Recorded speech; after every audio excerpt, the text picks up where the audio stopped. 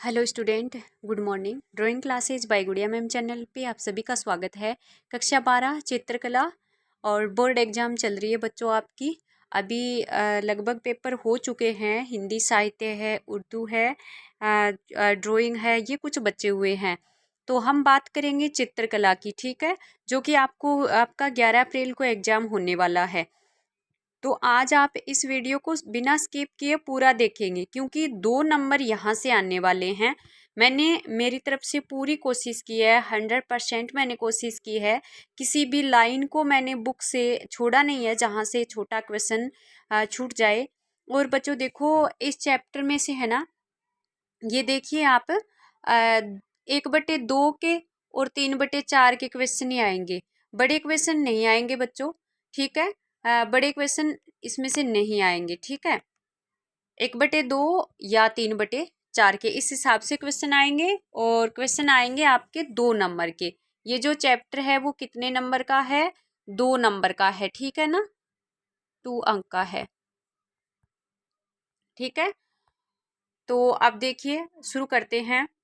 तो पहला प्रश्न इसमें से, चित्र सूत्र कौन से ग्रंथ का अध्याय है? मैंने काफी बार आपको बता दिया, विष्णु धर्मोत्तर पुराण का और तीसरे खंड का एक अध्याय है चित्र सूत्र, ठीक है। नेक्स्ट क्वेश्चन देखिए, भारतीय कला और चित्रकला की स्रोत कौन सी पुस्तक को माना जाता है? तो चित्र सूत्र को माना जाता है। किसको माना जाता है? चित्र सूत्र को माना जाता है, ठीक है, ये आ जाएगा इसमें। फिर नेक्स्ट देखिए, प्रतिमा बनाने की कला को क्या कहा जाता था? प्रतिमा लक्षण कहा जाता था बच्चों, प्रतिमा लक्षण, ठीक है, प्रतिमा लक्षण। नेक्स्ट फिर देखिए, मध्ययुगीन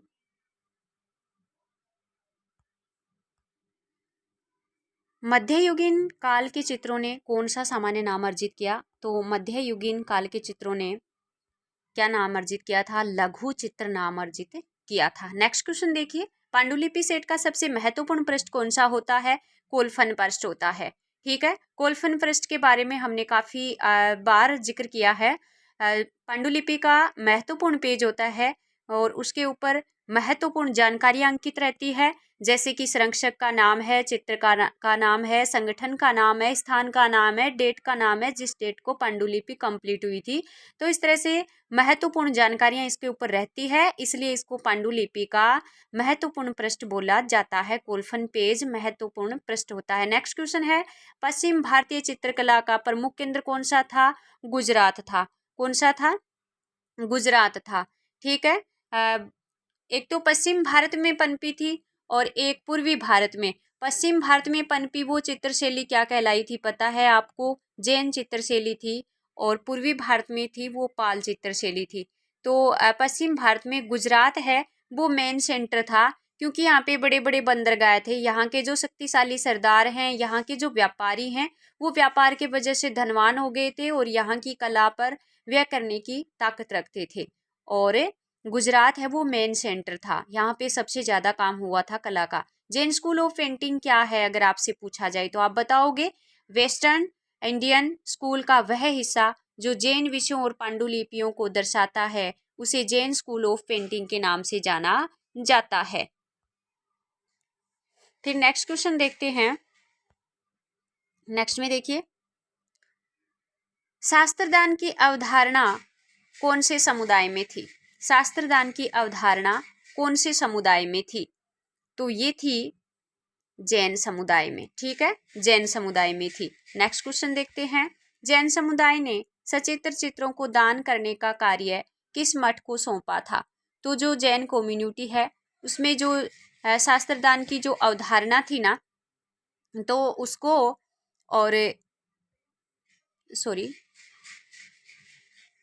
एक मठ को काम सौंप रखा था। वो मठ है वो शास्त्रदान का काम करता था, तो वो भंडार नामक मठ था, ठीक है। ये क्वेश्चन मैंने पहले नहीं किया, आज ही डाला है, तो आप ध्यान से देखोगे। जैन परंपरा में सबसे अधिक चित्रित ग्रंथ या पुस्तक कौन सी है? तो वो कल्पसूत्र है। काफी बार हम चर्चा कर चुके हैं इस क्वेश्चन की। महावीर स्वामी की शिक्षाएं कौन से ग्रंथ में है? सारे क्वेश्चन इंपॉर्टेंट है, किसी भी क्वेश्चन को मत छोड़ना बच्चों। जो भी 2 नंबर इस चैप्टर से हैं वो आपको लेके ही आने हैं। महावीर स्वामी की शिक्षाएं हैं वो उत्तर ध्यान सूत्र में है, टीचिंग्स हैं वो उत्तर ध्यान सूत्र में है, और वो शिक्षाएं पढ़ के ही हमें ये पता चलता है कि एक साधु का व्यवहार कैसा होना चाहिए। बस उत्तर ध्यान के बारे में ओनली इतना है, अगर पूरा पूछे तो। संग्रहणी सूत्र कौन सा ग्रंथ, कैसा ग्रंथ है, तो एक ब्रह्मांड व्यापी ग्रंथ है, यानी ब्रह्मांड के बारे में, अंतरिक्ष के बारे में इसमें सारी जो अवधारणाएं अंतरिक्ष की वो इसमें बताई गई है, और 12वीं शताब्दी में ये लिखा गया था। 2 क्वेश्चन इससे संबंधित नेक्स्ट मैंने डाल ही रखा है, ये वाला क्वेश्चन। तो ये उत्तर ध्यान है, कल्प सूत्र है, संग्रहणी सूत्र है, कालकाचार्य आएगा आगे, ये सारे जैन समुदाय में चित्रित हुए थे ना, वो वाले ग्रंथ हैं बच्चों। नेक्स्ट देखते हैं। नेक्स्ट हमारा क्वेश्चन है, ये हो ही गया 12वीं शताब्दी में संग्रहणी सूत्र।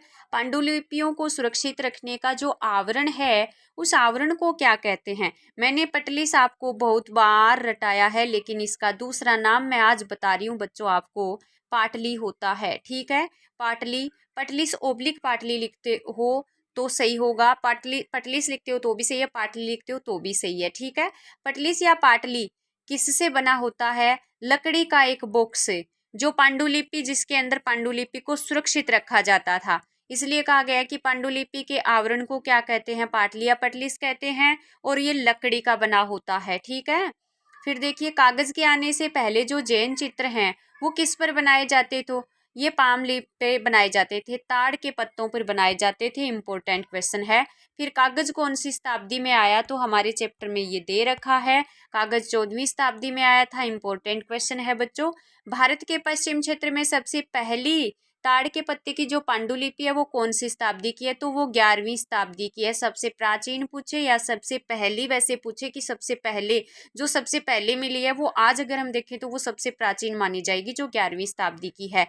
ताड़ के पत्तों पर जगह कम होने के वजह से, संकरी यानी थोड़ी जगह होने के कारण जो पेंटिंग है वो शुरू में उस समय के आर्टिस्ट हैं वो किस पे करते थे, तो वो पाटली या पटलिस पर कर देते थे।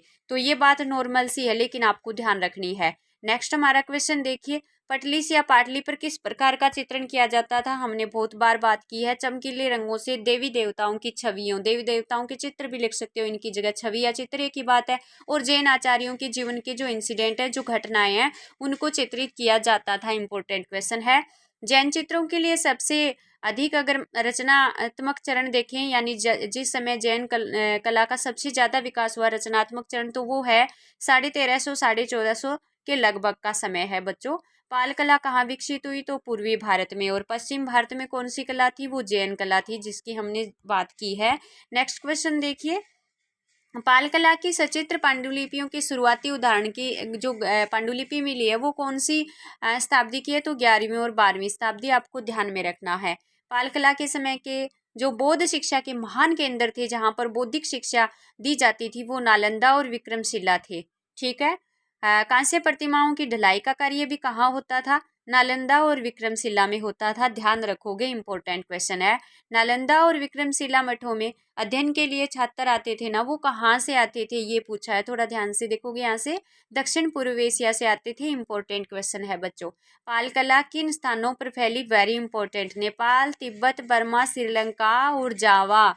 ठीक है, नेक्स्ट क्वेश्चन देखिए, जो पाल कला है ना, उसमें ताड़ के पत्तों की एक पांडुलिपि मिली है, जो कि बहुत अच्छा उदाहरण माना जाता है। उस पांडुलिपि का नाम है सहस्रिका प्रज्ञान परमपिता, या फिर उसको बुद्ध की प्रवीणता भी बोल सकते हैं, एक ही बात है। अष्टासहस्रिका प्रज्ञान परमपिता या बुद्ध की प्रवीणता, तो ये क्या है, मैंने ऐसे क्वेश्चन बनाया इसका। तो पाल बौद्ध धर्म था, पाल जो शैली थी उसमें जो ताड़ के पत्तों की पांडुलिपियां बनती थी, उनका एक अच्छा उदाहरण है ये, जो 8000 पंक्तियों में लिखी गई है। अगर आपसे ये पूछ लिया जाए कि अष्ट सहस्रिका प्रज्ञान परमपिता या फिर बुद्ध की प्रवीणता पांडुलिपि है, वो कितनी पंक्तियों में लिखी गई है, तो आप बता दोगे 8000 पंक्तियों में लिखी गई है। 8000 लाइन्स हैं इसकी। पाल कला का अंत कब हुआ था, तो पाल कला का अंत हुआ था 13वीं शताब्दी में। इंपॉर्टेंट क्वेश्चन है बच्चों ये।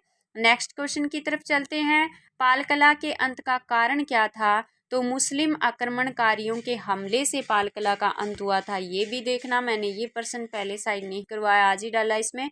2 स्थानों के नाम लिखिए जहां पांडुलिपि कला परंपरा विद्यमान थी, तो आपको एक पश्चिम क्षेत्र लिखना है और एक पूर्वी क्षेत्र लिखना है। पश्चिम क्षेत्र में तो गुजरात और राजस्थान का दक्षिण भाग भी शामिल था। अदर सेंटर में मुख्य तो गुजरात था, अन्य में राजस्थान का दक्षिण भाग और मध्य भारत के पश्चिम भाग, ये अदर में आ जाएंगे। और पूर्वी क्षेत्र में पाल शासकों द्वारा नालंदा विश्वविद्यालय और विक्रमशिला मठ में इस कला परंपरा है वो विद्यमान थी। ये ठीक है।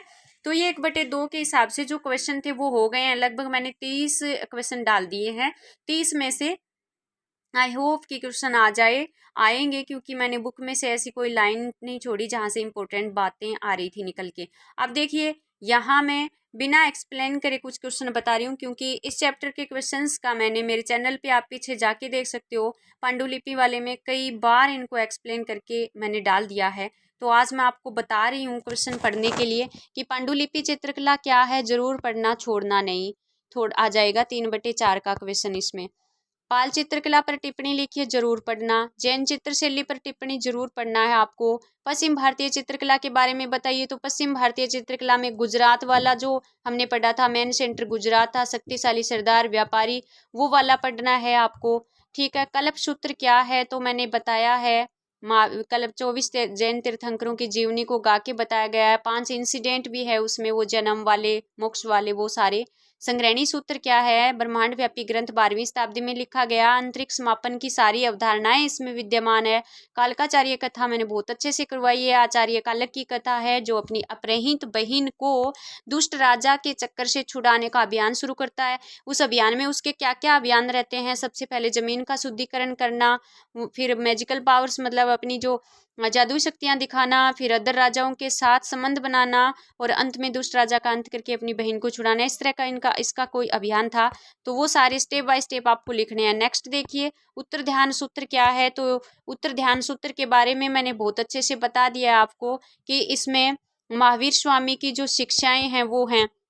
गोल्फन प्रश्न क्या है, अभी हमने जिक्र कर लिया है। सारी इंपॉर्टेंट इंफॉर्मेशन इसके ऊपर रहती है। जैसे संरक्षक का नाम है, संरक्षक पैटर्न्स यानी राजा या कोई शक्तिशाली उस समय एक सरदार वगैरह जिसने पांडुलिपि को चित्रित करवाया है, मेन रोल जिसका है, वो आर्टिस्ट का नाम आ जाएगा। जगह का नाम, संगठन का नाम, स्थान, डेट वगैरह सारी इन्फॉर्मेशन इस पे रहती है। इसलिए पांडुलिपि का महत्वपूर्ण प्रश्न है कोल्पन प्रश्न।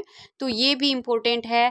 लघु चित्र क्यों क्या है, या लघु चित्र क्यों कहते हैं, तो शॉर्ट शेप के कारण, छोटी आकृति के कारण इनको लघु चित्र कहते हैं। लघु चित्रों का उपयोग पूछ ले तो मैंने बहुत अच्छे तरीके से आपको करवा रखा याद कि ये छोटे होते थे, इसलिए इनका उपयोग बहुत ज़्यादा होता था। उस समय एक स्थान से दूसरे स्थान पर लाए ले जाए जाते थे।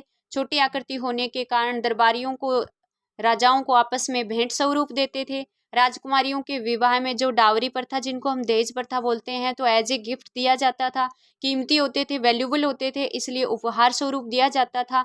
जो व्यापारी आते थे अदर मतलब सुदूर दूर देशों से, तो वो अपने साथ ले जा सकते थे छोटी आकृति होने के कारण, क्योंकि ट्रांसपोर्ट नहीं था उस समय, तो बड़ी चीज़ें ले जाने में आसानी नहीं थी। छोटे होते थे तो वो अपने सामान के साथ इनको ले जा सकते थे।